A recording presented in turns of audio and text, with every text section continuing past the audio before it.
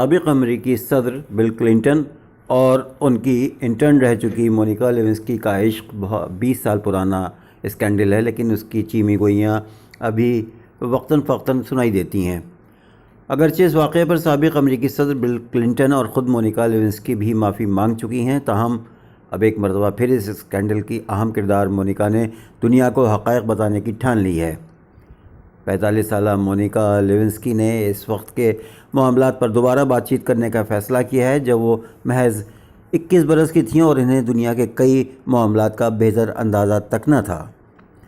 Monica Lewinsky نے اب اس واقعے پر امریکی ٹی وی چینل انڈیپینڈنٹ کے لیے سلسلے وار ڈاکومنٹریز میں بات کی ہے، جنہیں 18 نومبر کو نشر کیا جائے گا۔